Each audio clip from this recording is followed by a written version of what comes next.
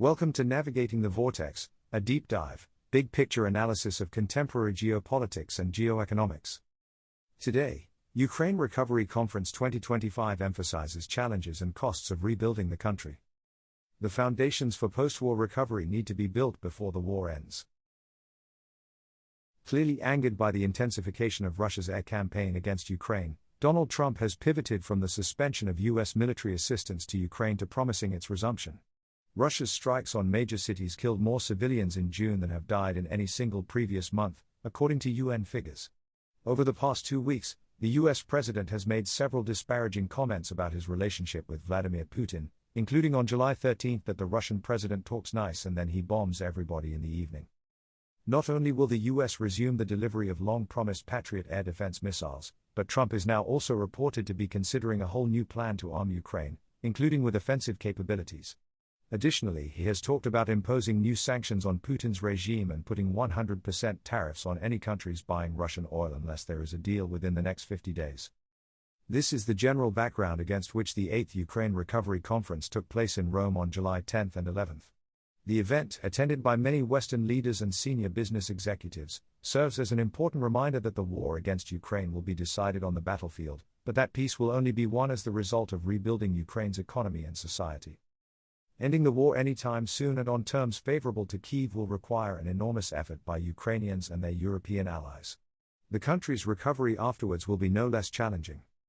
According to the World Bank's latest assessment, as of the end of 2024, Ukraine's recovery needs over the next decade stood at $524 billion.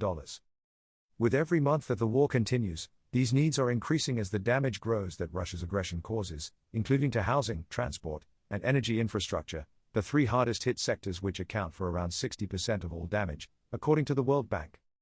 At the same time, the International Monetary Fund, IMF, provided a relatively positive assessment of Ukraine's overall economic situation at the end of June, with economic growth forecast at between 2 and 3% for 2025 and likely to grow to over 4% in 2026 and 2027.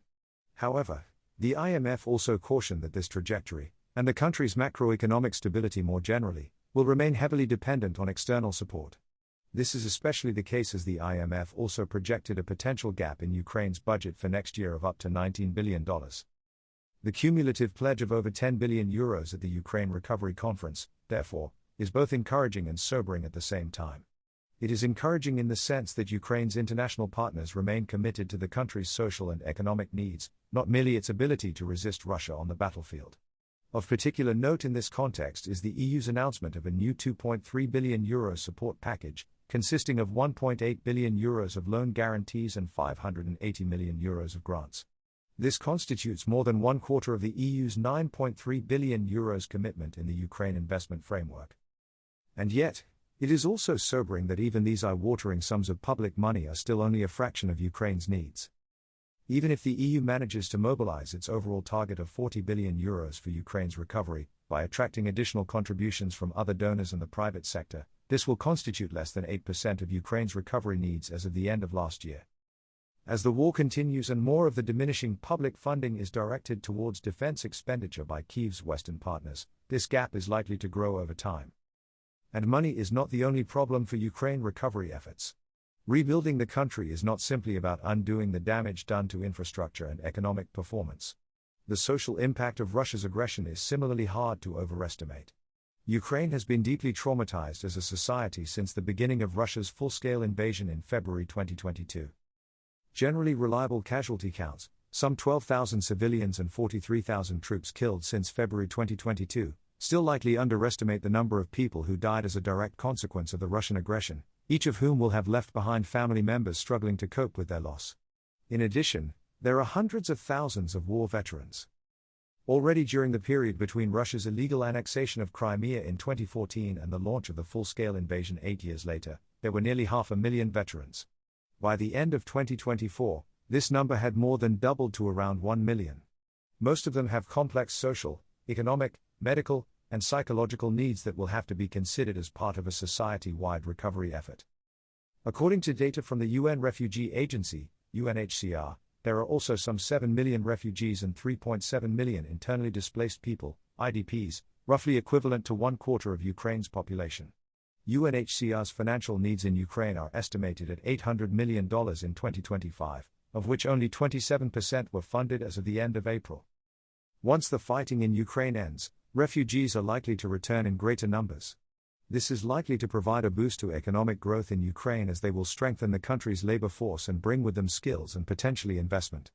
But like many IDPs and veterans, they may not be able to return to their places of origin, either because these are not inhabitable or because they will remain under Russian occupation. Some returnees will likely also be viewed with suspicion or resentment by those who stayed behind and fought. Tensions with Ukrainians who survived the Russian occupation in areas that Kyiv may recover in a peace deal are also likely, given Ukraine's harsh anti-collaboration laws.